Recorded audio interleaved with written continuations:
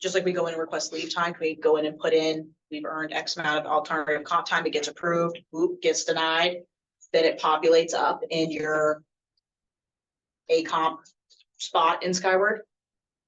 I haven't earned any ACOMP, so I'm not totally familiar with where it shows up there, but that would be right. Yeah, I think, well, I mean, right now we do have a form that we utilize that's a consistent form that we use to apply for ACOMP. Yeah, but it's not in Skyward. Could to my we knowledge. maybe at the next session? We can provide a copy. That way we can see what it's being used. Could it be digitalized, or does that satisfy that? Continuing in the same section, 7.01A3D, we're on the backside. We're proposing that all comp time be treated now as alternative teacher compensatory leave. There are a variety of places in this comp time area where we've talked about ACOMP, but then we go back and just refer to it as comp time. And I think we need to do some contract cleanup in addition to treating everything as ACOMP. Okay. When you say that all comp time, what do you mean by that? Some school sites are giving comp time that's not ACOMP, and it expires at the end of the year. A lot of schools, or teachers, I should say, are earning comp time at the end of the school year due to testing in May that occurs, right? They cover a bunch, and then it just expires on them in May, and they never have the opportunity to use it. So we're issuing comp time that's never been able to be used. We're using that as an incentive to get teachers to cover X, Y, and Z. And they should have the opportunity to get to use that. Otherwise, we're going to be taking days upon days of leave in the month of May. And then proposing potentially, right now we have rollover comp time from 24 hours, maybe bump it up to 36 to encompass that change for those that have earned a bunch of comp time. Not formally written in there, but that would be the discussion. Where?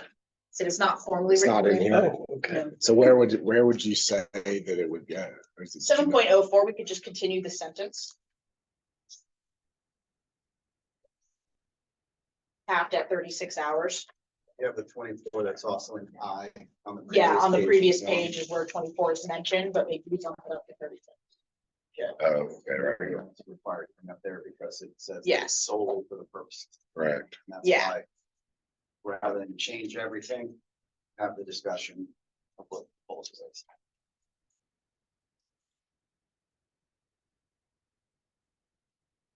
You see what I'm referring to? Mm-hmm. Okay. All right, so 7.04A4, so taking out all the extra stuff.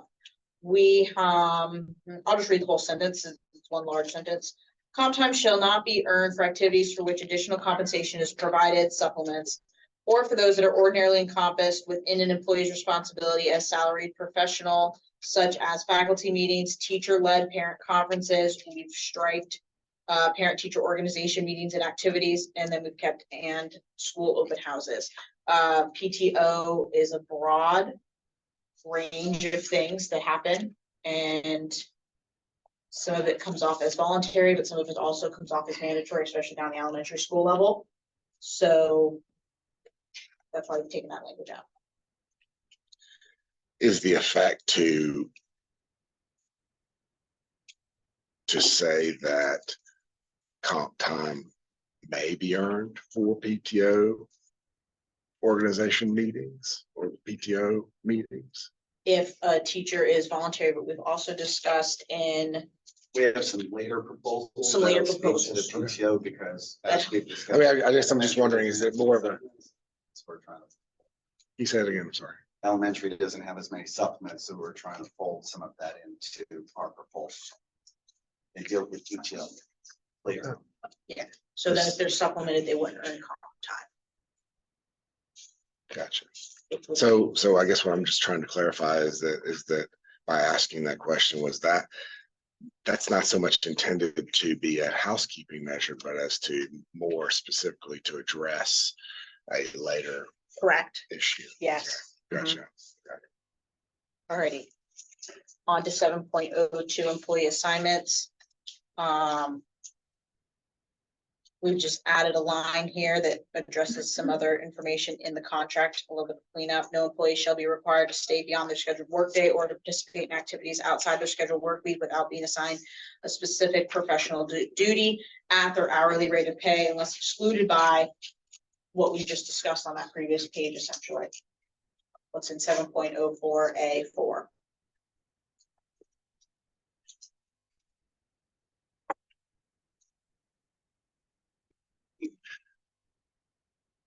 Okay. And if we discuss the supplement, So the question, the difference is that the professional, well, the point of professional duty is to outline things that are part of their professional responsibilities that are not additional compensation. Or correct? you're trying to say that now that you would like to see those things that are professional duties, but would also come with additional compensation by adding that. If they're occurring outside of the school day or are not considered mandatory, like an open house or a faculty meeting. I think the overall point is to just make it clear what is part of your professional salary duties and what is voluntary and then what is compensable. And the whole point is to make that all clear between those things. I think that, I think that the professional duties are outlined in contract. So it is fairly clear. We'll have to refer back to those. Take a look at it if you don't mind. I mean, maybe we Because clarify it, but I think that in that area, it is addressed what exactly are considered to be professional duties.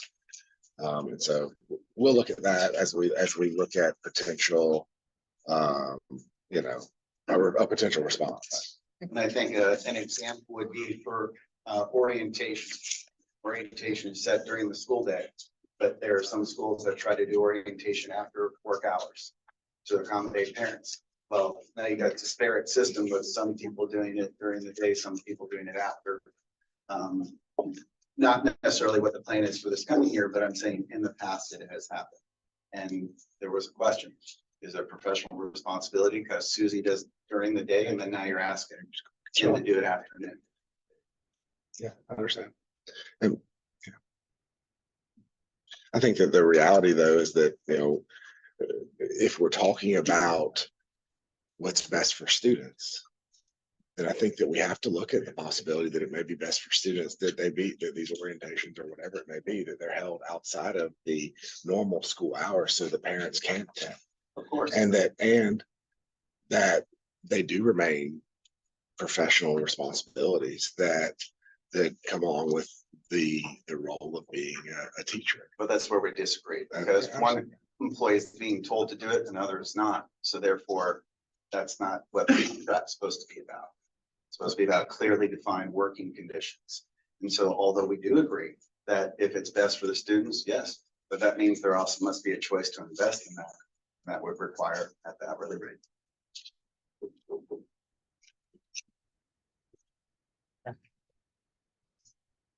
All right, so we're looking at F, which addresses some lively language.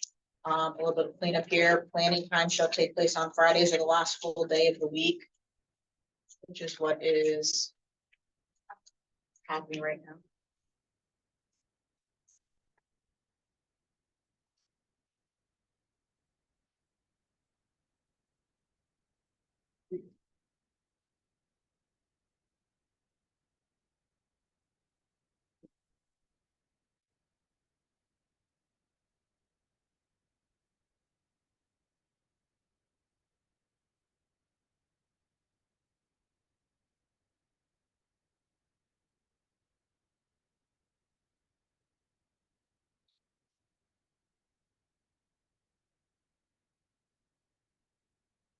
Okay. You're good. Okay. Yeah, I mean, basically, that's something that obviously we'll work with the director of Lively to be able to address, right? But we'll do that. Okay. 7.03 in-service activities, we're looking at B. We've striked the language when funding is available, but have changed it to employees shall be paid 35 per hour stipend for attending mandated in-service training beyond the contractual teaching day. This is more in line with the current hourly rate. The teachers are getting paid. So therefore, that's why we made the change. D, Yeah, and I think the other thing is you've done such a good job. Of course, with some help, but trying to address minimum teacher salary, that $20 been stagnant for so long, it's about time for Mhm. something to go up, so. D, no more than 2 half-days of district-wide in-service as authorized by the superintendent shall be designated planning days at the beginning, shall be held on designated planning days at the beginning of the year. So that planning time at the beginning of the year, which we also discussed a bit at the end of last session when we were discussing the planning time at the beginning of the year. Adding some clarifying language there. Question on that one. Yes. So if we have 6 pre-planning days, that means we can only have 2 half-days during that 6-day period. Is that what you're saying? Yes. So if we have No, 14 and a half hours that we can use for required meetings. District. This is district-wide in-service. District-wide But there are still in-services that take place for pre-K, that take place for, for. yeah, some math. sort, like, we're talking like everyone's being trained on X. Okay, Yes. so Everyone's thank you for that being trained clarification. on Y. Yeah, Yes. we all have to go through it. Got it. Yes. Okay. Because although it's convenient to have it within the system to do whatever self-pacing, it still takes time to do it, but it's not always ended up on a schedule. So you can't plan while you're doing your self-pacing, bloodborne pathogens or whatever it is else that you gotta do. So if that's considered part of the district training, what the time it would take would fall within that allotment. And then show up at the beginning of the year when we talk about the schedule that people should get on what their training is.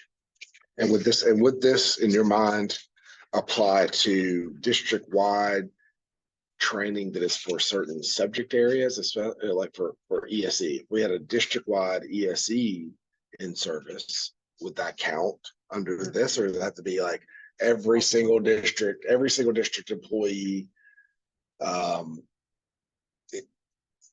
is applicable, right? In order for it to kind of fall under this, because there are times whenever we have segments where, we have, I think ESE comes to mind because the last 2 years we've had specific training that is done for ESE. Right.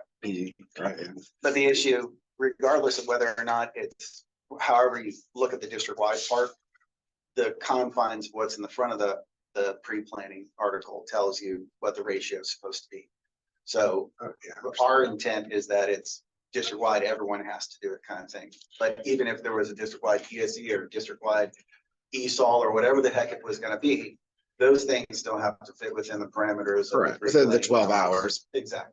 Prorated or whatever, right? And so my concern specifically in that instance would be that we're doing a district-wide in-service that fills up the 2 half-days that are for everyone, right? And then in addition, we have an ESE meeting that has to occur for a specific segment of a specific segment of employees district-wide. And another as well that may apply to a different segment, and that those individuals would then say that because they were required to attend these other trainings that were district-wide for that segment, that they also are due compensation. And at the end of the day, this year we have 7 days of pre-planning. There's a significant amount of pre-planning time in place, and we are not running into a shortage of time for teachers to prepare for the beginning of school. And so I think that to some extent, the continued limitation on the use of pre-planning time when we have just continued to add additional time for preparation, and there are additional requirements being placed on the districts by the state every single year.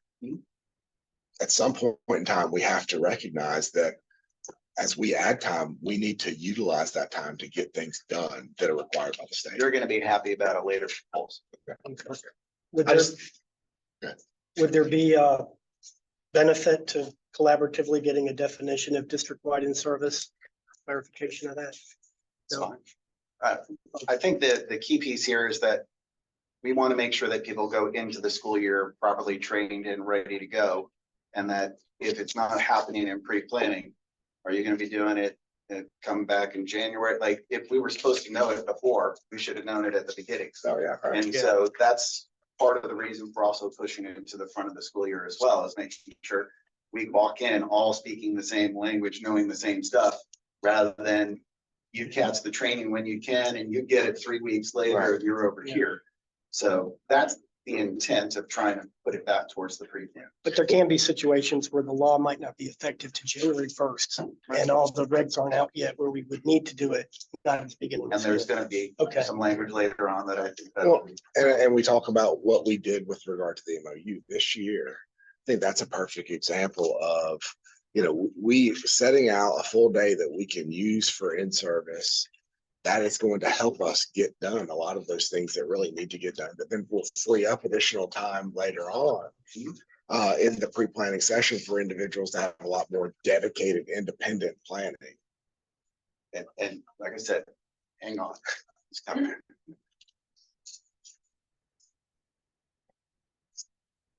Ready? Okay, so 7.05 meetings, we're looking at A, faculty meetings. Number 2, a 72-hour notice shall be provided for any required faculty meeting which extends beyond the standard or extended workday by 1/2 hour, but any required meeting for which the 72-hour notice has not been provided may be extended an additional 1/2 hour by majority of vote of employees in attendance. We've removed more than and the beyond that. Number 3, employees who are unable to accommodate a meeting extension beyond the 1/2 hour shall be excused without reprisal or negative evaluation rating. I don't think I saw that. You do. Okay. Number 4, a site administrator may require attendance at such meetings up to these limits. B, district meetings, no required district level meeting may extend more than 2.5 hours beyond the student day. Required meeting shall be compensated at the employee's regular hourly rate per 7.02C.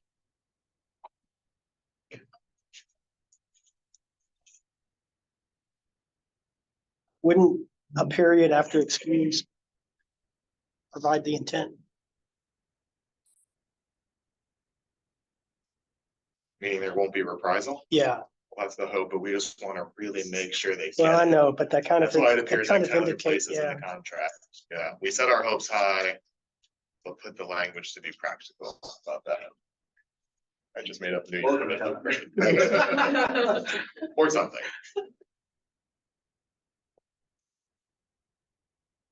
And then, and the intent of the /3s and 2, is that just, have we had issues with that language? Are you having problems where they keep it at 30 minutes, but not they go to 31 minutes? It doesn't, I don't understand the point of the language changing 2. I think what has occurred is that some school sites have shifted their days for when they're gonna have people be on campus. So, for example, if your normal start time was 8 o'clock and now it's 7:30, right? Because you want to accommodate students in the morning, and that means you're off the clock and sometimes students aren't even picked up. So that means your 7.5 hour a day is different than the person that is at a school where it starts at 8. Students leave at 2:50, and then your workday should end at 3:30. So now if you add another 30 minutes, that would give you from that 3 o'clock time to 4 o'clock to do a faculty meeting. But now, because they're getting done at 3, that person now has to stay there for an extra hour unpaid. Unlike the other person, we would like some consistency on what that looks like. At different schools? Or are you saying that a person at the same school would, No, one person would be staying an different school hour? sites. Okay, so different, so you're just looking for consistency between school sites. And I think the other issue is that where you have extended day, some high schools will do 2 faculty meetings to accommodate staff, where others require the staff to stick around until that extra period's done to go to a faculty meeting that everyone can be at. Those are, you're basically forcing someone to stick around an extra hour just to go to a meeting that they could have gone to an hour beforehand. So these are just the things we're trying to keep in consideration when we bring the language. I think that with regard, I can sort of understand and see the second issue, but within the confines of an individual school, we're never asking an individual to stay an extra hour because they're all working within that same schedule. So like if they've started at, like to your point, if they've started at 7:30 and then the faculty meeting begins at 3 and goes to 3:30, we're still only getting the extra 30 minutes out of them. The class doesn't get out until 3:45. Was it 3:45? Well, what we're saying is I'm just that saying when you're there's- comparing them across the district, I get your concern that they're not absolutely the same schedule, right? But an individual Right. teacher that is at one school and is operating within the master schedule of that school is never being asked to stick around an additional time frame. Now the worst that could happen is that at one elementary school, they're staying until 3:30. At the other one, they're having to stay till 4. I think the I've gotten lost. paragraph does not In the match. timing. The way the current paragraph is drafted does not match the intent of what you're saying. I think we need to work on the wording of the paragraph, not just the strike through. Sure. So, yeah. Yeah, I Yeah, can get that. I guess the question. The grand is scheme of what things I was does trying the to understand. paragraph lack? Because what we're saying is, clarity. if you're, it's only a bit of half an hour after. I mean, that's professional responsibility, right? Right. Well, I guess that's what was trying to clarify with my question is, what are you exactly trying to get at? Because I think it's clear that, you get a half hour after school for that meeting, right?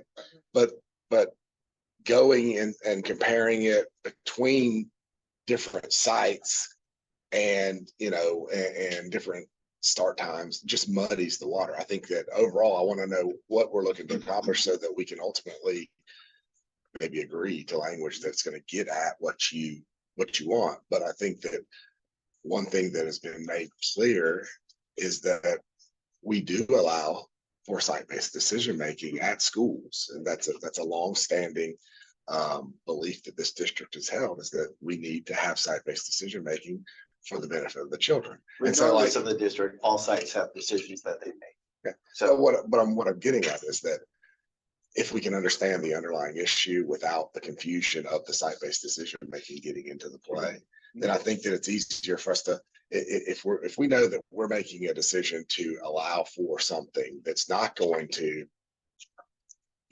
basically discount site-based decision-making, then I think that we're much more apt to make that agree to that language than something that you're sort of couching as an issue based on site-based decision-making. no one's making an issue about site-based decision-making. It was an example to clarify that there would be plenty of time for a faculty meeting if the time doesn't shift. The issue is that when we start shifting that time, now you've got 30 minutes to do a faculty meeting, and some people don't believe that that's enough time, but that's because you shifted the time. Wow, yeah. I got you. I get what you're saying. I think we always would have a half hour for a faculty. That's what I'm seeing.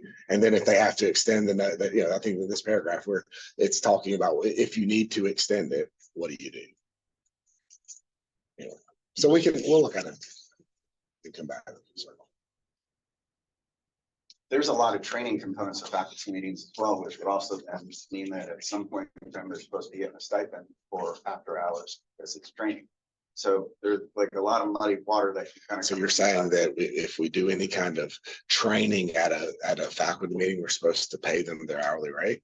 Well, per the contract, what training is, Oh, okay. if it's required. I don't know that I would agree with that, but I think that, and that's never been a long-standing practice for a bar. So I mean, that's interesting. I'm saying there's a difference between meeting and professional development. it is. Yes, Right. just making sure. It's statute. Yeah. Okay, you can. I think you skipped a page. We're on 7.07 school facilities. Oh, I didn't see any red.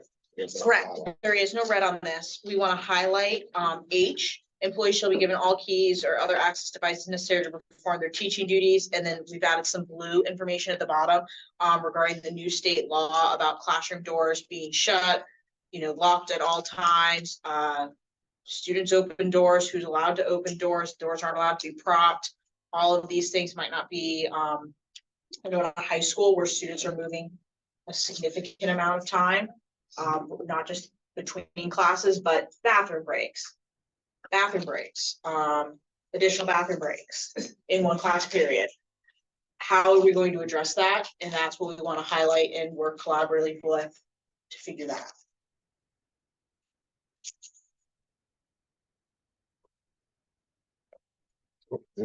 Yeah. mean, am I to understand, are you looking? As it relates to H, are you looking to add a highlight permanently to the book? Or are you looking to just have We conversation? need to have a discussion. Yeah, we because need continuity of instruction. Yeah. You have to go over and unlock a door every single time Yes. as the teacher of record because someone's knocking on the door to get back and move through classrooms. What's the fastest way? Or And then like, if I need to keep my classroom and then a key for a library and then a key for this, or the bathroom, Can we or the just have one gates, or, Bob, well, that obviously gates. gives you access where you need your access. Yeah, but definitely at the secondary level where students are a little bit freer moving. The classroom disruptions think are, The new laws related to. 1473, Yeah. yes. Right. Yeah. State law, of course. yes. The new laws are going to provide for quite a bit of complication as it Yeah. relates to Yes. these kinds of issues, and that's something Yeah. that we continue to work through. It'll be a yearly struggle. Yeah, and what can we implement at sites? Across the board? That's a safety and security thing. Instructed is going on in the classroom, the door has to be locked and shut. Correct. There's no key fob, there's no putting a magnet in it or door stop, that's all in state law. Kids are in the classroom, it has to be shut and locked at all times. But isn't a door locked when there's a Instruction. fob? Like the fob just Yeah, but unlocks. that's like a like key. a fob, that's a different issue, that's just like having a key. So when That's the what kid we're leaves saying. Yeah, when the kid leaves the room, you're still gonna have to open and close the door. But it's a lot easier to go tap than to go, we get the key. We understand. Figure out which Yeah. is, That's, that's what we're that's a saying. statewide issue as far as putting fobs in. This is definitely an item that we are, we're digging into. Mhm. I mean, the requirements are in place, and I think that what we'll need, there are a lot of implications that are associated with this, and if you can imagine, the price tag associated with putting fobs on every single door is quite expensive. And so that's a consideration that we have to look at. Deactivate it within seconds. It's 2024. What happens when a key is lost? You have to rekey a whole building. Not classroom. Well, I just mean classic keys versus fobs. The difference is practicality of reprogramming in a timely manner. They would be great, but that's a huge discussion. And I think if there was any appetite from the district's standpoint that going to the community for something at some point in time, it was about funding. And we need to kind of do some additional measures. We should be thinking about what those measures will bring for student safety into our schools and how we would communicate that to the public to create that initiative. I would agree. I mean, I think that, but I do think it's one of those issues that we have to look at all of the specifics, and costs associated with I the think proposals that have been in brought addition to forward. keys or fobs, we could look at what site procedures are happening that would make 100%. calls clearer, or, less traffic in between class, or not in between, but during class times that create the having to open and shut the doors. What are those procedures that could be put in place in addition to keys? Correct. Presenting training. Good on the training on it. Well, else we got a seat over here. And if it's district wide, it's gotta be done in a half day. 7.08 health and safety. So we've added some information here on communication. Would you like me to read this all to you, or silent reading on your own? You can read it. I'll read it. Oh, okay, I'll read it. Listeners as well. Okay. Sorry, my pen's back. Communication. Employees will be informed before any communication is sent to parents and the public to ensure they are prepared to address any questions. Staff will be notified of important emergency updates via text message and email. F. And before I just Yeah. stop with that, are you meaning that any communication relating to health and safety or any communication period? Any communication relating to health and safety and things that are maybe closings of schools or any information like that. But you're not talking about if the principal sends out an email on a listserv about the upcoming basketball game with Saga? No, we are not diving into that. I think the primary intent is not to be informed by parents about things that we should know about our job. Yes. Okay, so F, all site and district emergency plans will be emailed to the LCTA within the first 15 days of the start of the school year. G, natural disaster / extreme weather. The district will notify staff of potential closures or changes due to extreme weather as soon as possible. An administrator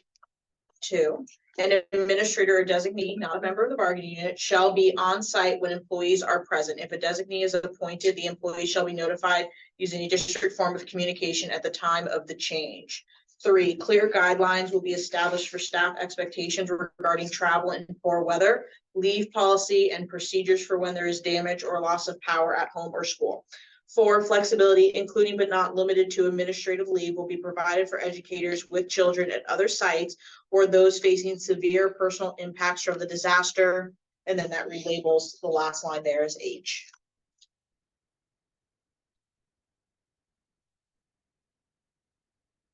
Can you speak to what exactly the intent of G2? What does that mean? Specific to the tornado incident, school sites and students were present on school sites at our high schools early. The buses had already brought them there when the storm had started. And was there the appropriate staffing at the school given the earliness of the storm hitting? That's what we are discussing. Or were there only teachers on site? Was there enough staff present? If the buses are arriving at 6:30, does an administrator need to be present at that time to Did this occur at more than one location? what are you asking? Okay. Is this a broad issue, or is this a very specific issue where circumstances dictated that this happened to occur? Because I don't think that in general, we have administrators who are planning for teachers and students to be on campus when there's no administrator on campus. That's a general. When the rule. first bus pulls into a campus, is there always an administrator on that campus?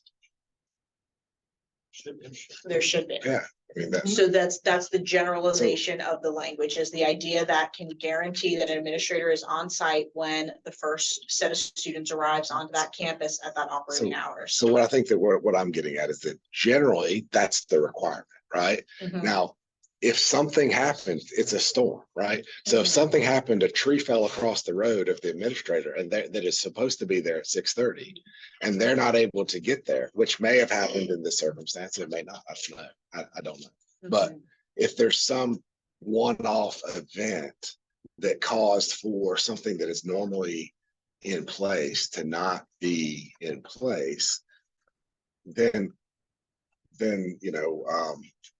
I don't believe it's it's the place for us to write specific language for a one-off that may occur 1 in a million, right?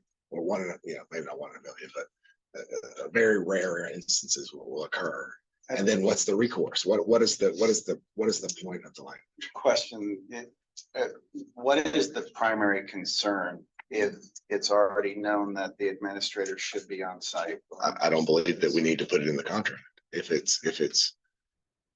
it is already an expectation that we have when we have students on campus and employees on campus. Is it an expectation in state statute?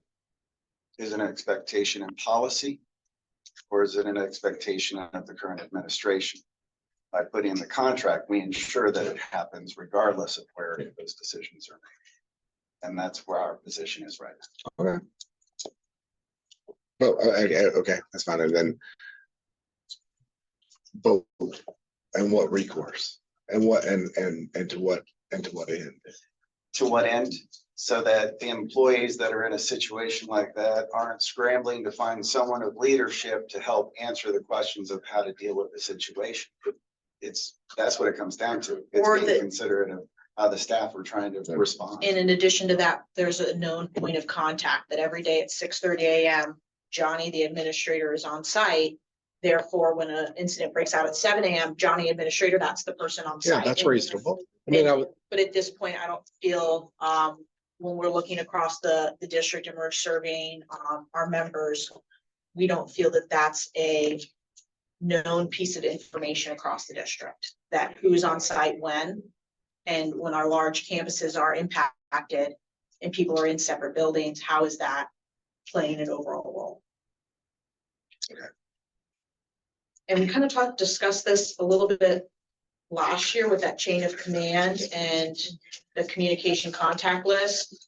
This kind of highlights that again, is what is the chain of command? What is the designee if it's not an administrator? Who is the point person and how are we communicating with them?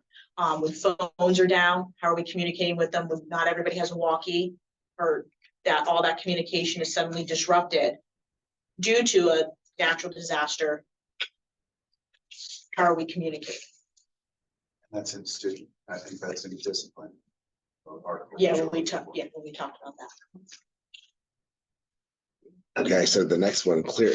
So what is the intent associated with 3? Also, clear guidelines will be established for staff expectations regarding travel in poor weather, leave policies and procedures when there is damage or loss of power at home or school. What are you looking to achieve by that language, and what exactly are you looking to be in place? Clear guidelines. Specific. When we look at back and we reflect back at the incidents that happened in May, right? Tornadoes popped up, and then the subsequent week we had the day off for the weather. But the day prior to that, suddenly we started closing schools, and the communication regarding around that. What are those expectations of closing schools when he has to go pick up his student that's at an elementary school that's not at the middle school that he works at? How are those guidelines flushed out? Who, besides it just being absolute randomness of, all right, he gets to go pick up his kid, but we still need you here to watch your things, or, you know, the students that are remaining. What are those guidelines? What is the release policy for teachers that are also facing family matters within that? That's part of it. And when we're talking about damage at school sites, we've had the flooding, we've had the power loss.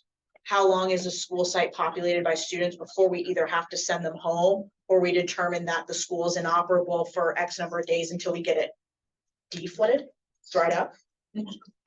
Those kinds of guidelines. Right, dry.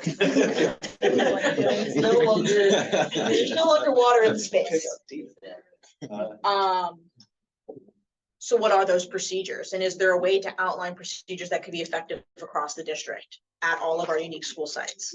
Yeah, because there are even times when power just goes out, teachers work the majority of the day without any power, air conditioning. Air conditioning. You can't pop the windows open because of safety measures. So is there an internal temperature that triggers parents coming picking up and stuff? Like, those are the things we would like to.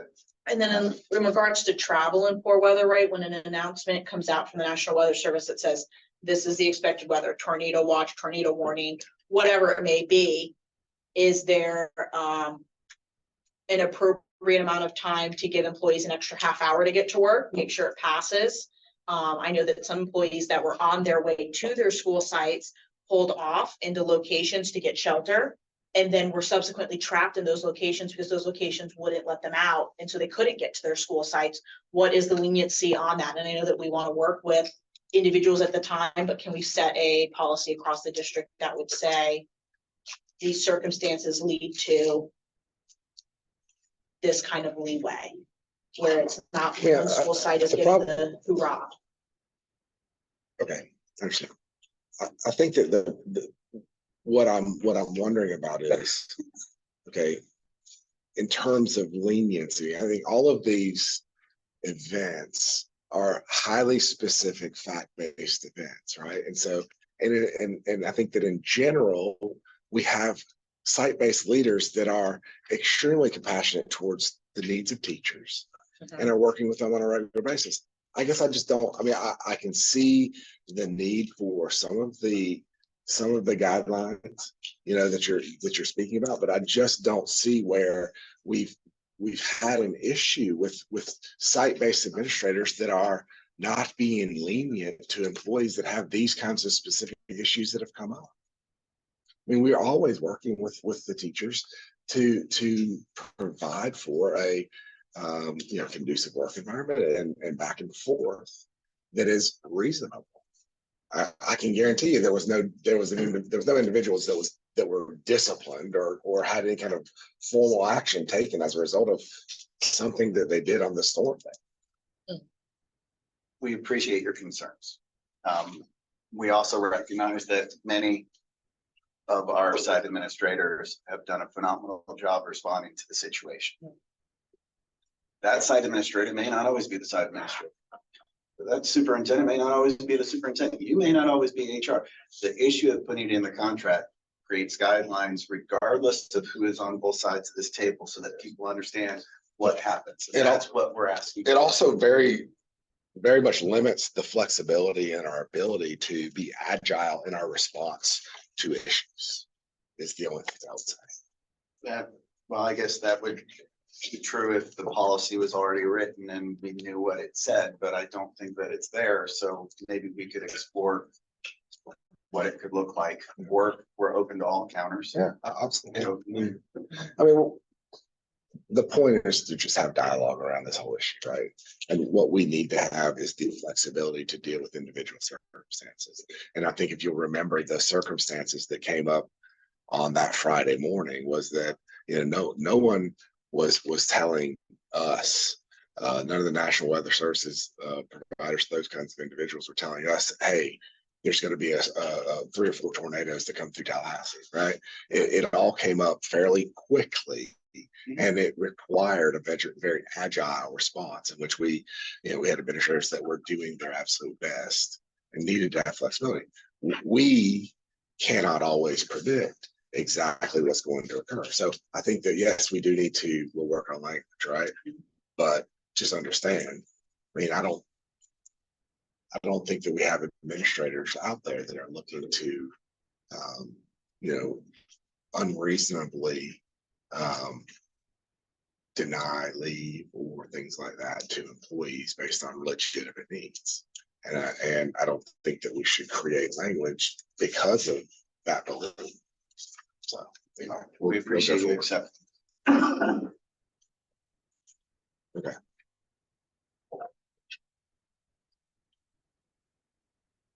Next, 7 down. All right, so classroom supplies, we've added some information here. B, a standard district process for requesting classroom supplies and materials will be provided to ensure needs are met in a timely manner. A district form will be established for educators to request classroom supplies. Requests for all supplies shall be responded to within 2 working days. C, Florida Teacher Classroom Supply Assistance Program funding shall be provided in the form of a check or automatic deposit. Funds shall be provided to employees no less than 1 week prior to reporting on the first day of the calendar school year.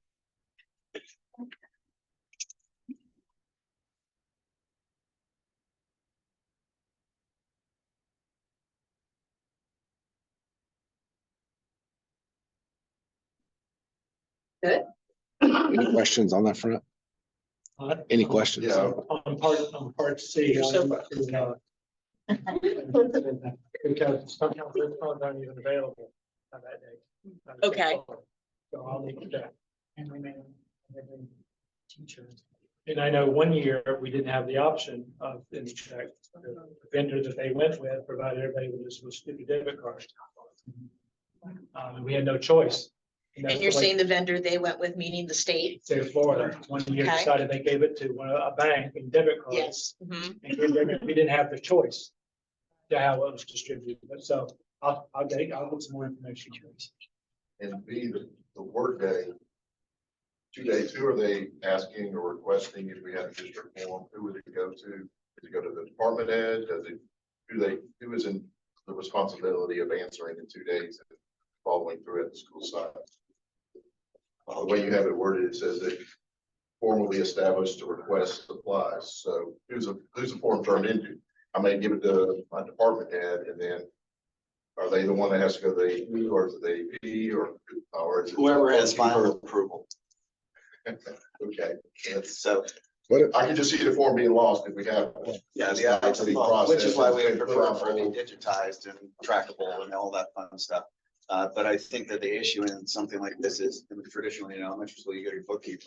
You knew what your budget was, you would request it through the bookkeeper, whatever you had there. But wherever the point of authorization would be the 2-day notice.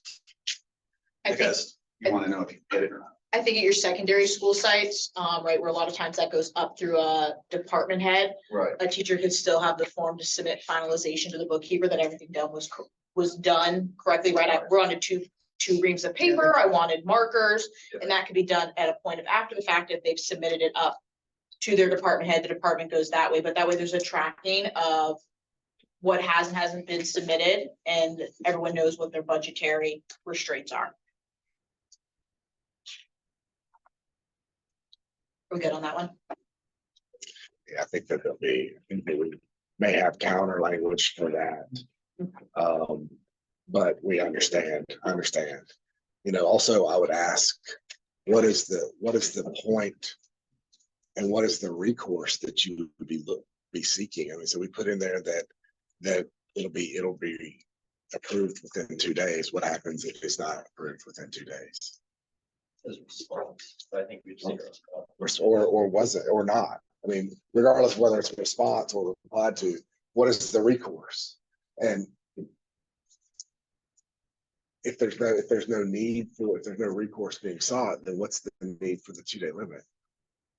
So 2 days to make something timely for sure. That's the first piece. The second piece is if someone needs a piece of material, it's not being provided. And as the contract says, materials will be supplied by the district to perform your job duties. And you're not able to go ahead and get those materials to do your job duty, then there would be reimbursement that would come. If I got by them on my own. So you have a default. So you're saying, No response is provided, it shall be deemed approved. Here's your new sentence. We accept counter proposals. that's a quick one. Yeah. Move on. Thank you. Good, okay, 7.16. We're looking at B, planning days. 2 days of duty-free preparation time will be provided between each marking period. 1 dedicated individual planning day and 1 dedicated professional development and meeting day will be scheduled each semester. The professional development schedule will be provided on the first day of pre-planning for the school year. Employees of the bargaining unit shall be allowed to plan offsite on the individual planning day between semesters using distance working. I think semesters need to change quarters. Yeah. Semesters needs to be modified to quarters. 9-week period. So you're saying 2 days at the end of each 9 weeks? Correct, sorry. Yes, that's what it should say. Each 9 weeks. Marking period. Yes. Back to the question that you had before was how do we get all the professional development done? There's And now, There's no dedicated time. So what ends up happening is we have a day off. You have to go to a day-long training and then you still have to do all your closing out your grades and pre-planning and all this stuff. for the next So this month. would add additional days to the working contract beyond 196. well, If you No, keep the because- same number of pre-planning and now you're adding an extra planning day at the end of each 9 weeks. this would not be effective this school year, but maybe moving forward where you could But moving adjust. forward, though, it's going to add days to your working contract. Beyond If you went to 196. 5 pre-planning days, I don't think it does. I think based on my math. So you're saying we would go back to 5 pre-planning? Right now, nowhere in the contract is 7 standard. I think I think it's 5 in the contract.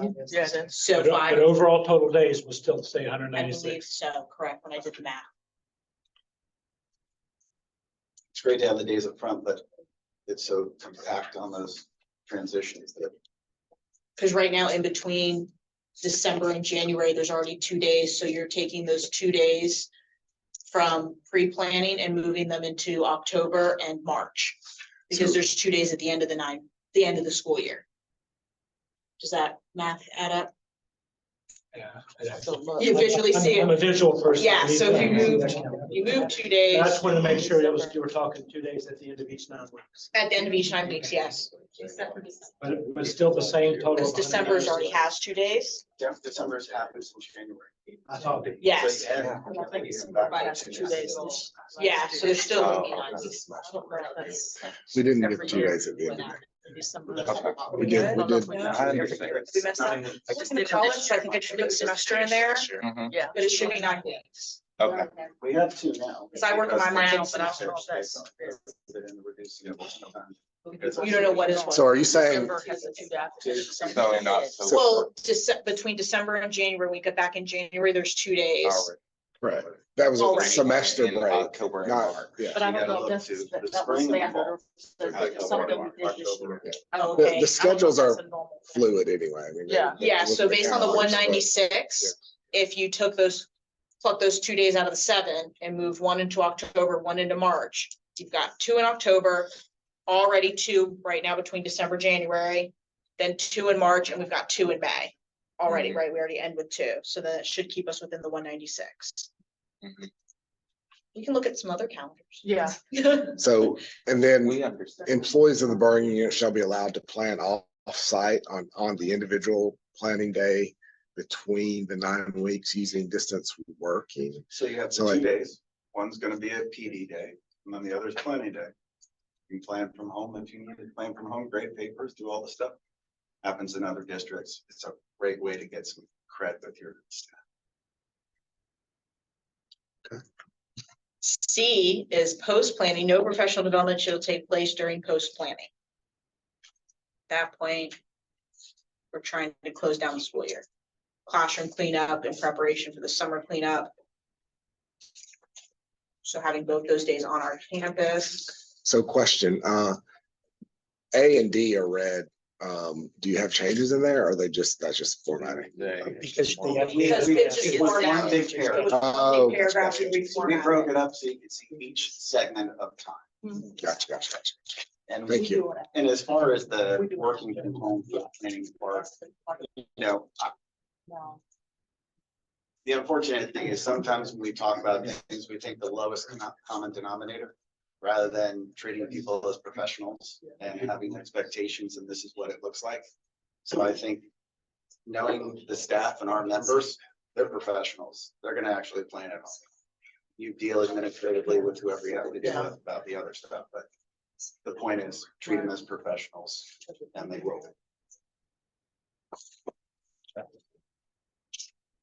Alrighty, next one. 7.17 lesson plans. This is new.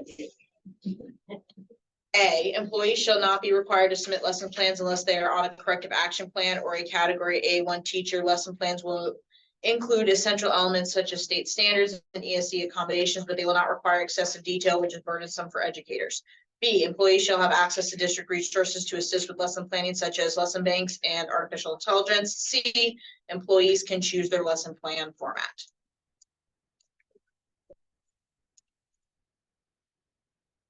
We find that at some school sites, teachers are being required to submit lesson plans weekly while conducting all of their other duties, and they are seasoned veterans in the role. I think you would also recognize that there are times.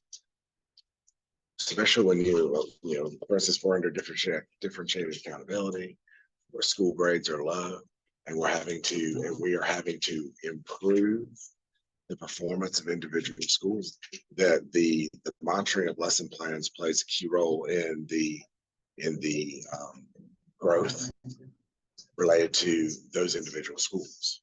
And, quite honestly, I get what you're saying, that you don't think that these professional educators should have someone watching over their shoulder to ensure that they're doing their lesson plans appropriately, that they are targeting the right deliverables, whatnot, right?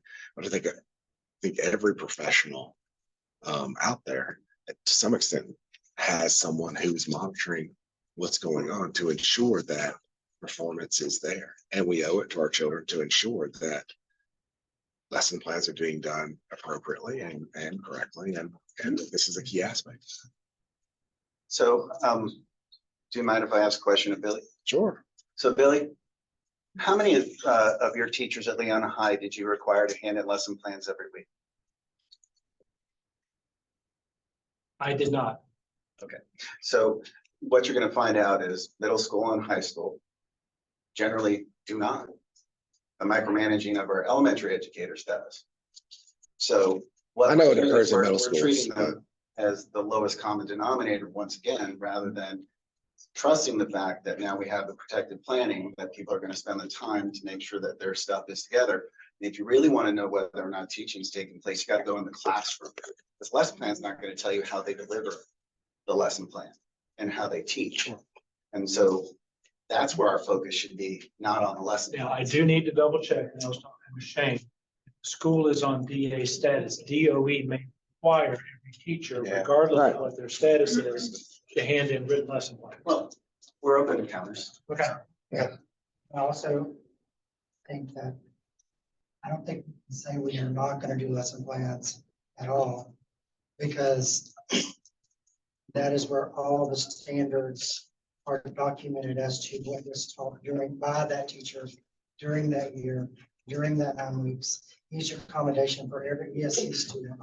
And even though I have not, I've collected lesson plans from teachers at the end of the year, every year that I was a principal. I've only had to go back into those lesson plans maybe 4 times. But I had to go back in there because I had to prove Accommodation was. that accommodations were made and things like that. Without those lesson plans, it cannot be proven. There is no intent in this language that you would never do lesson plans. Okay. The intent is you're gonna do your lesson plan. Because that's how I read it. So I'm sorry. No, Yeah, no, Not submit, required to submit. submit. You still do that. Let's see, whenever I say submit, because I have them submit them. They have to turn them in. Right. At the end of the They year, have to at least turn at them the in. end of the year. Agreed. Right. Not we. Because it could Right. fall into, we have to approve accommodations for state testing. And challenges Yeah. that we get to instructional materials as well. Right. It could be There are, something- I would also like to point out that it does occur quite frequently in middle schools that lesson plans are reviewed on a normal basis. Maybe not as frequently in high schools, but I know in Might be some minor. elementary principals that went. Say it again? What? Might be some elementary principals. that went middle. It may very well be. Yeah. Anyway, okay, thank But you. we agree lesson plan should be done and that there's no reason why someone could not end their lesson plan at the end of this calendar year. Okay, we're gonna move forward. So we've got 7.18, 7.19, and 7.20. 7.18, additional job duties due to staff vacancy. Only in emergency situations shall employees manage an additional job role beyond their typical daily responsibilities. Employees who undertake additional job duties shall earn double their rate in half-hour increments, rounding up to the next half hour. 7.19, splitting school classes, except in the case of an emergency and with consent of the professional employee who would receive the students of an absent professional employee shall not be divided and or placed into the classes of other professional employees. 7.20, compensation and guidelines for split classes. When school teachers take students from a split class, the following provisions will apply. A, educators will receive additional compensation at the rate of 50 per day for managing the combined classes. B, the total number of students in the combined class should not exceed the maximum allowable by class size by more than 5 students. If this number is exceeded, additional support staff must be provided. C, the school administration will provide immediate support such as teaching assistant or paraprofessional to help manage the combined class. D, affected educators will be given priority for substitute coverage in future absences to mitigate the impact of combined classes on their workload and instructional quality. E, every time combined classes occurs 3 times, the educator will receive an additional stipend of $200. You're using the term professional employee. What is your definition for that? Teacher in the bargaining unit. Don't we already have teacher as the defined Any member of the Word. LCTA would include guidance counselors, media specialists. member of the unit? Anyone in the bargaining unit. Yeah. anyone in the But bargaining why not use, why would you not use teacher, which is already defined? Is that a type professional employee? Okay. That's it. So. I'm just wondering if it's got some, There's no grant it doesn't have scheme or some backcover sort thing of that's gonna come in alternative 2029. definition. Okay. Not that I know of. I'm wise to your ways. Clearly, you know I'm playing the long game.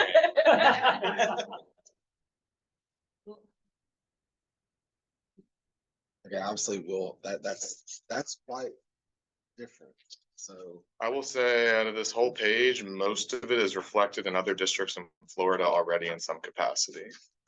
All three of these, so. On 7/18, give me an example of when there has been.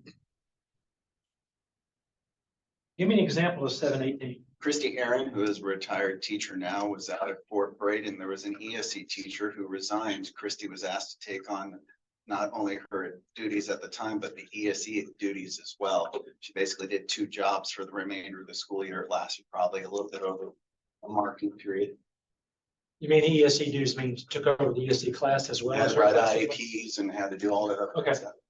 So was she teaching her class in addition to teaching the She other had, she class? had other duties that she was already hired, assigned to do at the end of the school year. So was she like a resource teacher and then assumed ESC role? She already had a job. She, yeah, she's a speech language pathologist. Yes. Oh, okay. Okay, Okay, And I thought she was a class. I'm just trying to understand. kindergarten Don't, you teacher don't and just then talk. No, I'm ESC just saying, teacher. like, the thing is, if you get hired for a job and then someone goes ahead and quits and they go, well, you need to do what they're doing, that's what this situation kind of speaks to. I got you. Okay. I was just trying to think of what kind of example that was.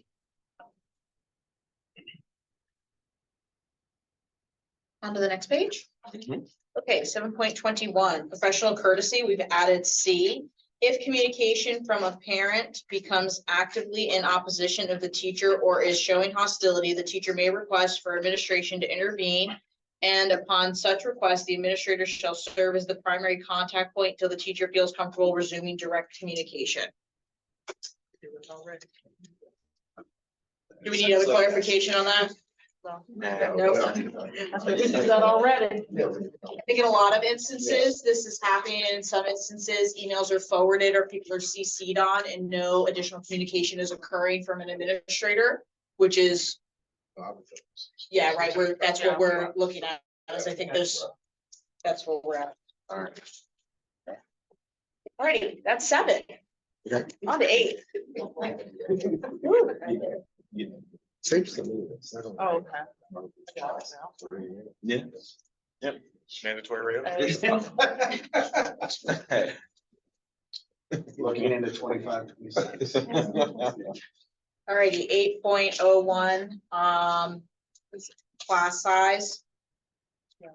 Class size shall not be used as a punitive measure against an employee within a given site. The administration shall provide equitable teaching loads to employees consistent with consideration of scheduling, curriculum, teacher concerns and preferences, student needs and preferences, and physical space constraints. So we've striked teaching identical courses. So every full-time teacher would have similar student loads, what you're saying. As close as possible, yes. So let's just use Leon, a culinary arts teacher, that way you can only really put maybe 20 kids into that classroom safely.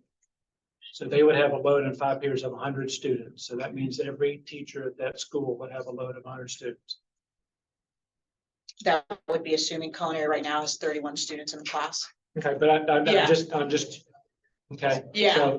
So a PE teacher that may have 150 kids, 30 a period, and an English 1 teacher might have 100 kids. So we would have to come up with a way that every teacher across the board would have similar class loads. Is that what you're saying? Is that what that's what the idea is, right? The implication is the idea that across a school site, if we're talking about class sizes or the amount of classes a teacher has, and multiple teachers only have a class size of 7 or smaller, and then other teachers maybe within the same department. Okay. Continue to Because model. then you get into self-contained ESC classrooms where you may have 12 to 18 kids with a teacher and a para. And that's the class loads we're going to look at for everybody. See, I think we're getting into areas that gets real difficult. I just want to point out, I think you're reading the word equal, but it's not, it's equitable, which is different. And so it's not providing an equal teaching load, it's providing an equitable teaching load. All which right, well, then we counts. get into the definition of what's Wait, equitable. what is It's equitable? kind of back and forth. Well, yeah, but equitable, to your point, is like if you have 4 standard math classes and 4 standard science classes, those could have closer to equal loads, right? But the PE class versus an ESC, BE or something would Okay, I not, thought that was right? the intent of having the words teaching identical courses. Right.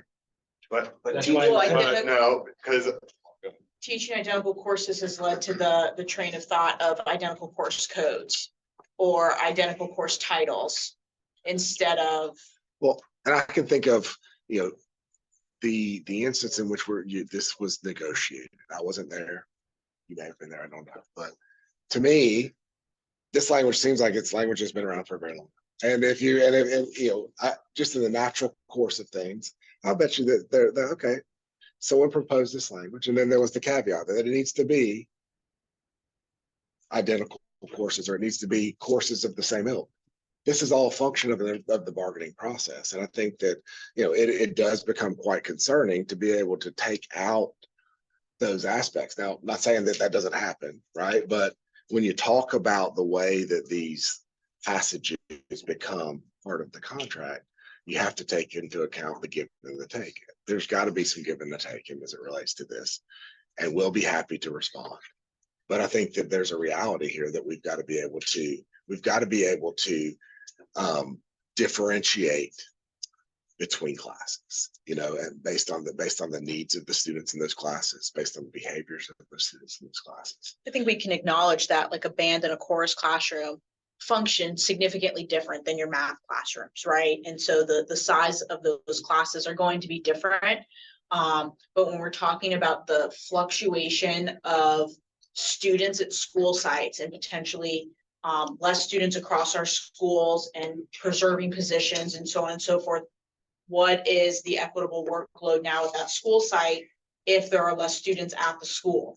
What does that look like on a daily between groups? Do we only have a total enrollment of 20 kindergartners, but we have 150 fifth graders? And how does that play out across the school site and balancing our staff appropriately? And then you also, I go back to what I was saying before, is in just looking to administer this contract. I mean, this is 8.1. If even changing it the way that it would, you've suggested, would really just be providing guidance, because I don't see any, so what happens if class sizes are not?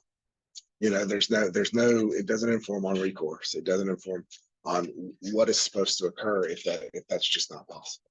So, I mean, you're saying like you don't know what an arbitrator would do at arbitration here. I think they would say I would the argue that an language- arbitrator would say there's no recourse. There's nothing I can do.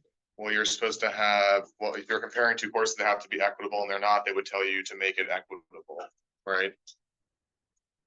And what would be the guidelines? Again, what- Especially when you don't have a definition of that. Sorry. Yeah. Yeah. I think that that's not what he would say. He would say there's no recourse outlined in contract. And we would both be stuck looking at each other like, okay, here we go. What's the point? So I mean, I think that where we can definitely look at this and consider and come up with, maybe potential alternative language that gets at what you're trying to achieve. You've taken this position in the past year that if there is not explicit recourse at the end of every sentence, you will get nothing at arbitration, and I don't fully understand that. But I just noticed a lot of times you're like, what's the recourse? But most of contracts don't have at the end of every sentence the recourse. I get it, but I mean, We that's, can add that in, to everything. I think when you're looking to administer contracts and you're looking to, provide for what exactly will occur if this doesn't happen, then it's helpful to have recourse Explicitly stated. explicitly. Yeah. Can you define what identical courses are? well, we could. Sure can, yeah. I mean, that kind of goes back to equitable. When we talk about identical courses, it could be like Pam mentioned, the exact same course code, or it could be within a subject area, or it could be levels, honors, general, advanced placement. So if everyone's teaching biology and there's a biology honors a regular biology and an AP biology, that they could all have 20 in the AP, 30 in the honors, and 40 in the general. And that would be equitable. I would be flip it the other way, but yeah. But I'm saying that'd be equitable. And Not in the gym. in my practice and years of experience of scheduling a high school student, I've always taken the philosophy, for example, in that case, there are larger numbers or larger class size and the more advanced class that they are. You want to have as small a class as possible at the general or Students for the national. most challenged. And then as you move up and it's more advanced material and there are stronger students, and the classes have gotten bigger. Well, I mean, some of those students in the larger, stronger classes have. Can be IEPs just as where- challenging and have gifted and- IEPs. And should have the same resources as even though. the I was students one of on the those opposite challenging end. gifted kids, yes. So we're gonna redo this for you. Yeah, so, but and it's the same thing too, and I always would look at what are the strict. I want to make sure I say this carefully because I don't want to get something thrown at me. Every teacher is just as valuable as any other teacher in the classroom, regardless of what they teach. But each subject that they teach comes with different requirements. For example, in the days of when we have to do rights upon request for those ELA, high school ELA teachers, there was papers that the kids had to write every 9 weeks and they had to take those things home.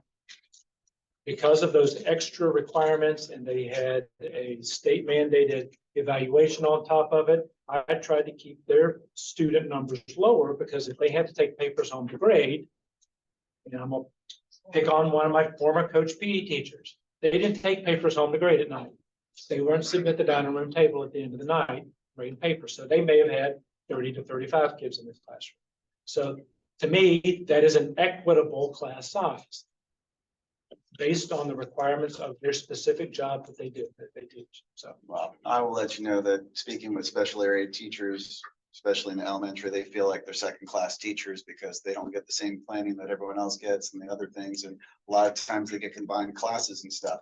So their workload is much greater in certain cases. So, that's the reason why we would like to get to equitable and get to some understanding of what that is, so that even those situations, people are not, don't feel devalued because they're always the last to be considered.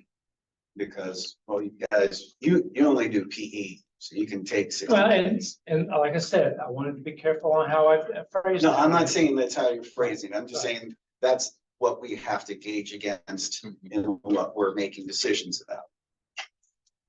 So you view it more as an ESE at the primary level where there might be workload issues? Oh, we got some coming. Well, But I mean, you don't see it systemic at the high school level where two teachers are teaching algebra and one teacher has 30 kids and the other has 15. You don't see that a lot, do you? Yes or no? Is that? Talk to high school math teachers. We brought this up before and we were told to that it's probably like a site-based issue, something like that. But, we've had that situation where, let's say, for example, students start off in Alpha 1. And they're not really cutting it the first test, second test. So then they shoot them back to Alpha 1A. Then the Alpha 1A classes are overloaded.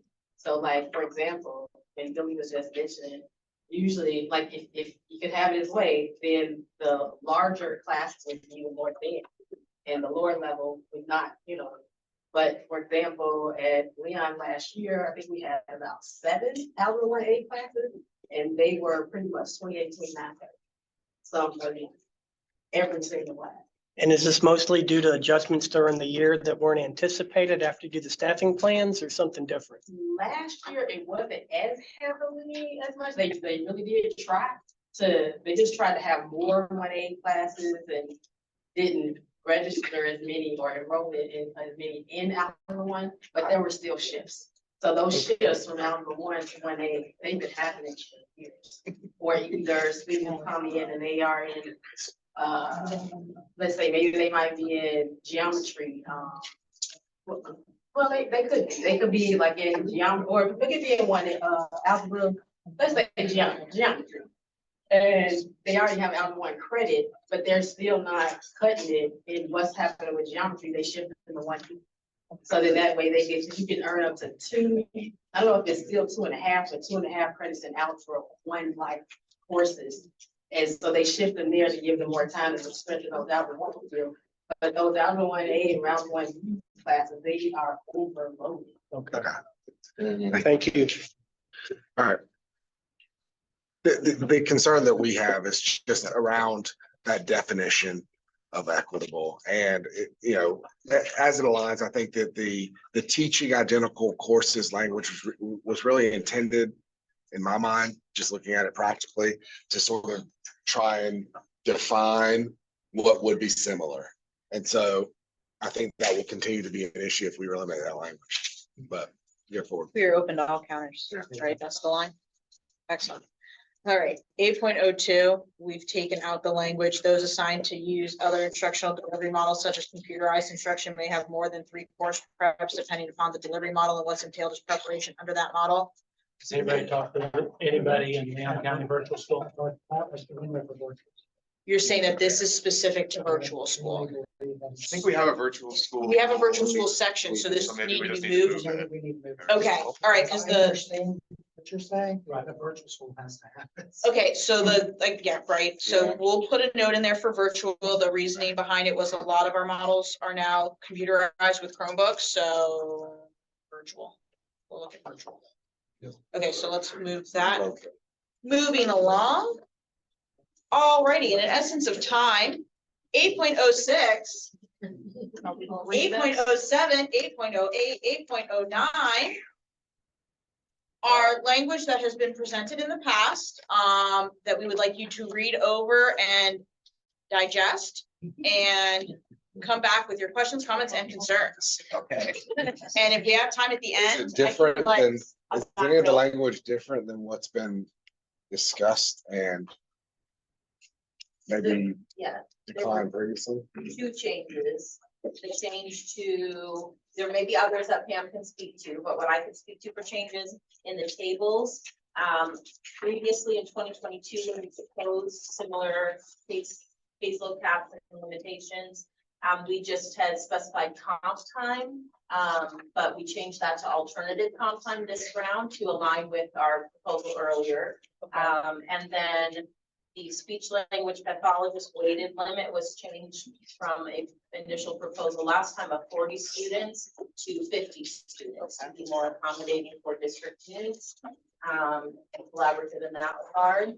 And then Pamela could speak to else. I'm gonna let the language speak for itself and you all can read through it. Okay. Join giving out homework. aren't you? That was kind of my goal. It's been a while since I've gotten to do it, almost a month. Okay. That's Article 8. Look at us, I know. moving along, 16, 2/3 of the way done. 1605, F, incentivizing non-use of leave days. Educators are allotted 10 sick and personal leave days per year. To incentivize the prudent use of these days, a buyback policy will be implemented as follows. 1, for each unused leave days, educators will receive a monetary compensation of $225. 2, educators who use a cumulative of 5 or fewer leave days on instructional days in a school year shall receive a bonus of $500. The buyback program will be capped at a maximum payout of $2,250 per year. 4, leave days eligible for buyback must be documented and verified by the end of the calendar school year. 5, the monetary compensation will be paid out at the end of the academic year, ensuring it is included in the final paycheck or through a separate transaction within 30 days of the school year's end.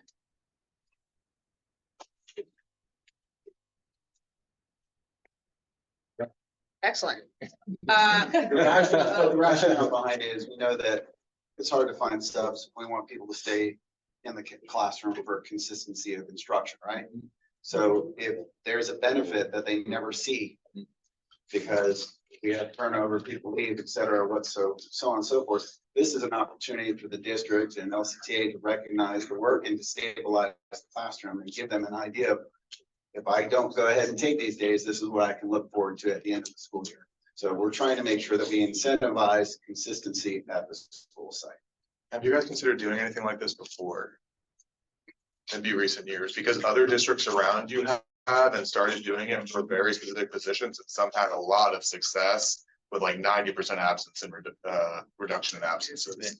That's the original conversations. Right, so I'm just saying that there's already been a petri dish. If you call around, people have already done it, so you don't have to see if you're gonna waste money or not. It seems to be effective in getting people to stay, working, Yeah. taking fewer days. So. Yeah, we've heard of some success at this at for bus drivers with other districts. Exactly right, yeah.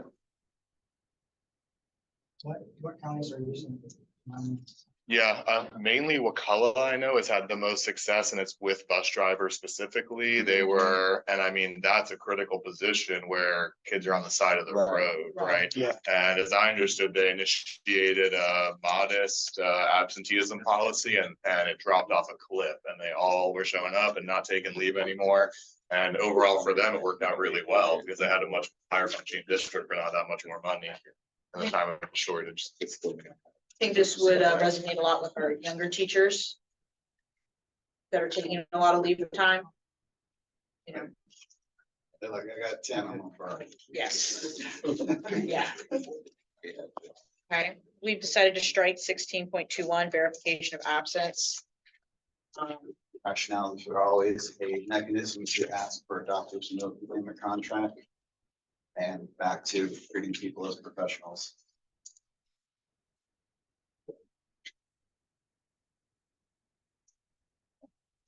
Okay. 1606, requesting granting of sick leave. A, we've added a line, leave shall not be denied if the substitute cannot be secured.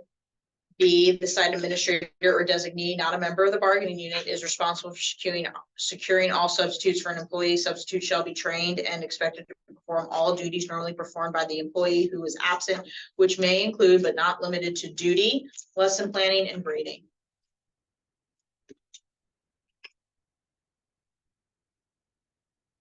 Okay.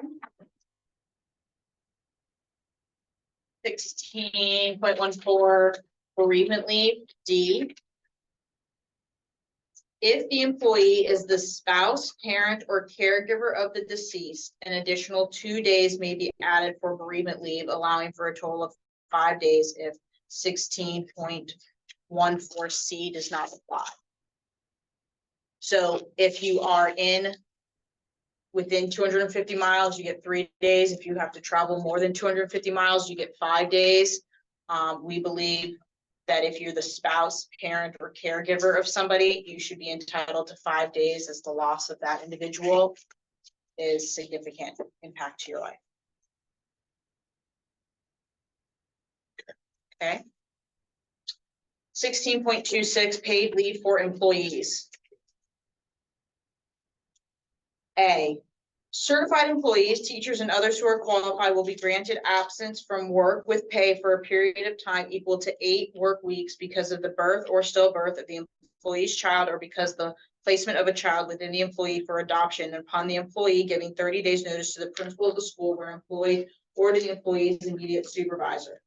B, if the employee learns of the birth or adoption less than 30 days in advance, the employee shall give notice as soon as reasonably possible.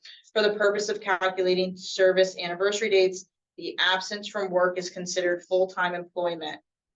Leave used by an employee pursuant to this policy will not be charged to sick, annual, or other leave the employees may have accumulated. Leave granted pursuant to this section will count towards the teacher's use of leave required to be given by this state as an employer under the Federal Family Medical Leave Act and the state maternity leave.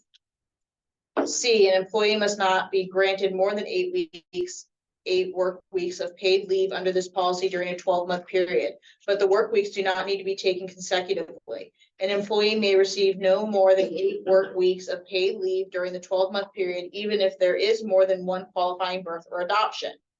D, leave granted pursuant to this section must be used within 12 months of the qualifying birth or adoption. Paid leave under this policy must be paid at 100% of the employee's salary. If an employee experienced a birth or adoption within 12 months prior, we can add our date of adoption of this language, and has not used all of the FMLA leave to which the employee is entitled as a result of the birth or adoption, then the employee is entitled to leave under this section beginning our date decided for the remainder of the federal FMLA leave that the employee uses on or after our date decided as a result of the event. The duration of paid leave must not exceed the paid leave available under this policy. Other school districts are doing this. This is where this language comes from. Okay. Yep. I understand. Their policy. What, Yeah. what school district? Knoxville County in Tennessee. Tennessee. It's still a school district, so we didn't say Florida when I. He is correct.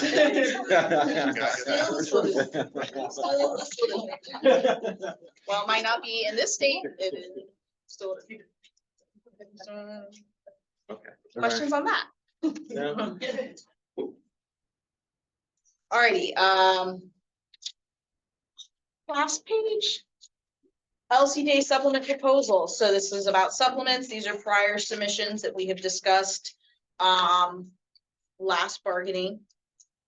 And we are proposing them. And then this would encompass our PTO coordinator. So if that was a supplemented position, as talked about on page 1. Or page 2. So isn't this, wouldn't that this thing? Wouldn't this count as a fourth area? Is it not part of compensation? No, it says in the contract, the supplements are opened every year, so that's. Right, I'll 26, refer to that. 26, that's- Yes, supplements, yes. Supplement. So that's as essentially as proposed. I last could, I year. would say it again. It's essentially as proposed last year. So Brett, if we open 4 articles, what would be the resolution to that? To read Put them in a basket and we pick 3. Yeah, I can agree. I can agree that, I can agree that it's part of compensation either, but you know, so. I'm just saying, it's not how. So nothing, I think there's no recourse. I'm just wondering, you know. that you're So we just considering get this is 4 where issues. we- Yeah. It's just like when they don't answer. in We're 2 hoping days. to avoid the whole, I'm hoping to avoid all the supplement back and forth, you know. This is baby supplements, This is- though. It's yeah, not the yeah, whole this is thing. not language, this It's is not all the. baby. So you're just, language, you're not even looking to address the potatoes. language part. You're just Oh, looking no. to Not the address. language part, just Money, this money, part. Just these, yeah. Because we recognize that, you know, someone like Will Healy with the steel pan and stuff does a fantastic job, is recognized well outside of Leon County Schools. And Leon County Schools loves to show the spotlight of him, but he doesn't have the supplement the same as some extremely hardworking arts educators as well. But that's where we want to create some equity among our arts programs. And as was kind of indicated last time, it's not about steel pan, it's about all the arts programs that go along with it. We know that's a focal point of the superintendent. Additionally, agriculture is becoming more and more popular at a lot of the schools. And those agriculture teachers are having to go out and feed animals and stuff during the summer, and they're not getting, there's no supplement for that. So I think it's reasonable for us to recognize the cost of gas and the things that they have to do. They're committed to it. We should recognize them for it. Math competition sponsors, of course, is the new one. And that's the idea that rather than, we spend a lot of time talking about programs, but we want to really focus on academic success. And our mini MU programs and stuff have really fallen by the wayside lately. And we have to do a better job of intentionally trying to give avenues for students to find those kind of extracurricular activities. When it looks at elementary, you know that elementary is woefully represented within the supplement section, but they still do the work. So it's time to start recognizing our elementary educators who cannot get the athletics and art supplements that are in a lot of other places. And then because we do value, and you do value because it's in the contract, shared decision-making, that we be very deliberate not to call it site committees, because then that gets mixed up with site-based decision-making and no one knows where the site starts and stops. So if someone's going to do it, it's a shared decision-making council, because that's where the council needs to make shared decisions. And we specify that within the contract. So those are the reasons why we've selected these supplements. The last one is an MOU for math competitions coming out of the Title IV grant. We've entered into grants in the past that were from, or MOUs that dealt with grants. And the issue is that even if you give someone a sponsor, that doesn't necessarily mean that they're gonna go out and do math competition. It's my understanding that Patrick Jeffries has had extensive conversations within the department of the Title IV that outline what this MOU is. And since it's for 1 year, it's a model program to figure out how we can increase math competitions. His point of contact, I think I can look it up.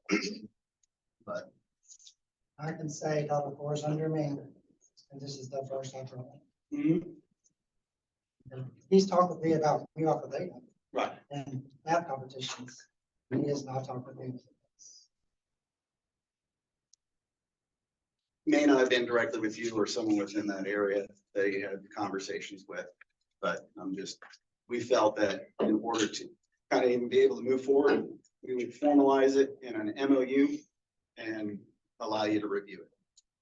Okay, we'll do so. We will do so. Get the Well- second packet. Yeah, let's get out the Yeah. second text. All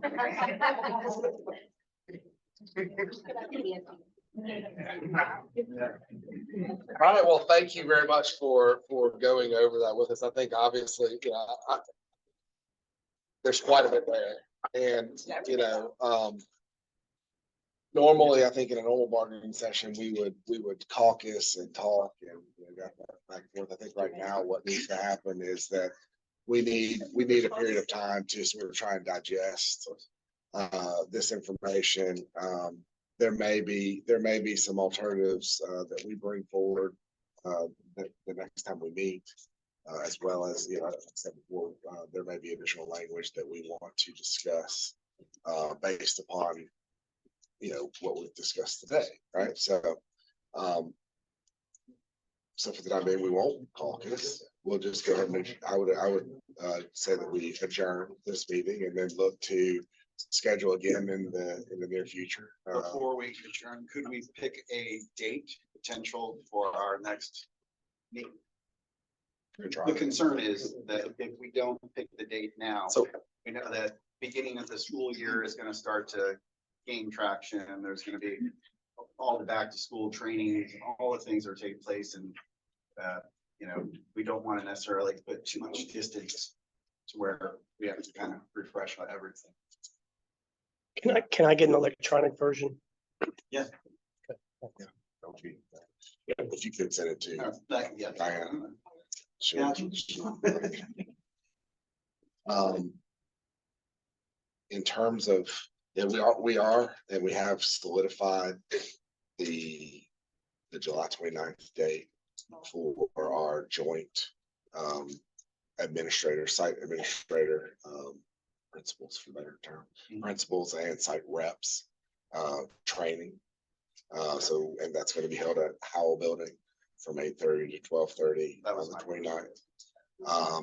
If you want to, we've sent out our invitation or meeting request to our principals. And so if you'd like, I can forward that to you and you can extend that out to your site representatives. I appreciate it. I would just say that, just for Scott and Necia, that you may want to double check with the principals, because some of them, I don't know when the notification went out, but if it went out before today, some may have missed the notification. They need to see, and they would just look for emails from me. I sent an email out last week Mhm. on Tuesday, I believe, and then I sent a meeting request yesterday. Okay. So. Wonderful. I was just trying to help Yeah. build the loop. Even in the summertime, I imagine there's still being lots of emails, so I'll give them a little grace. But in my mind, so our summit for principals is 23rd, 24th, or no, 22nd, 23rd. Yeah. 22nd, 23rd. And looking at my team, the week prior to that, will most of you guys be here? I'll be out. Let's see. Yeah. Admin summit Admin, so. is the week before. Are those 16, 17, 18? I'm available. Yeah, I'm out that week. I'm I can't do it. conference. Maybe you're the second. Thursday after the summit. The 25th, the Thursday after the summit. We don't want that to school board. School board meeting. School board. Is there a school board meeting that day? Oh, yeah, that's the budget meeting. Ooh, let's do it there. Let's just do How it. about at the, the school board. how about the 18th? That one doesn't start till 5, so if we go from 2 to 5, The 18th. Okay, so how about the morning of the 25th? sounds good. No, No, hold on. I have a tentative thing on that date I'm waiting to hear about. How about this? Not a good. The 25th, we'll tentatively put down for the morning. If there's a conflict, we'll Okay. reach out. And if there is, because I think there will be, that's why. 30th. Does that mean you're out completely? It's the training for all my others. That's true. So it's gonna be half a day. Well. Well, salary, the 26th. Friday. Wait, we're not all salary? I mean, I was gonna go, but I believe that's the last Friday. I'll I'm ask. more than happy to meet with you. Yes. It's the last Friday right before school. I mean, Like 23rd, the 25th in the morning would be, you know, ideal. Work for me. but- Yeah. Yeah, so. You can get a sub staff person. If you want, yeah, I mean, up to you. Cause when would another date be? It can't be before. I just don't see, I don't see, so I mean, I'm gonna have to, there's a lot of moving parts associated with where we're at. You know, part of which means I need to inform the superintendent and the board of what has been proposed from a language perspective. And so, and receive feedback and, you know, as part of our ongoing process, right? And so I don't anticipate that we would be able to get anything done with those individuals until at least that week of the 15th. And we've already indicated that others aren't available that week as well. So I think the 25th is ideally the best time, or we push it back to the 1st. Of course, the 1st then becomes, that's the first day of school. Yeah.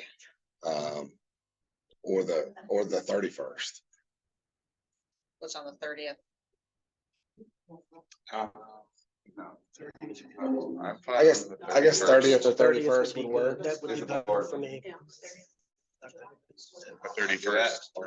31st, 31st, 31st. 31st In the morning? in the morning on the 31st? Seems to be the date. Okay, Okay, let's go with. 8:31 in the morning, so like a 9 to 11:30. Yeah, that sounds good. 9 to 11. 8:31 is the date, August 31st. Yeah. Sorry, no, sorry. No, it's. Sorry. 7:31. 7:31. I was thinking, I saw 8/1, and that was the, so I. Oh, yeah. Yeah. It's July 31st, 9 to 11:30. You wanna do 11:30 or? It'll end when it ends. What do y'all, I mean, that's You why got all the I, language. It's kind of up to you how long the Right. response will take, I would say, right? Correct. We're on a roll. Let's do 11:30. We can go ahead and knock it up out of here. all right, well, thank you guys very much for today. We appreciate you bringing forward this language. We will definitely consider the language thoughtfully and get back. Take care. Put it under your pillow, you know, like that. I'll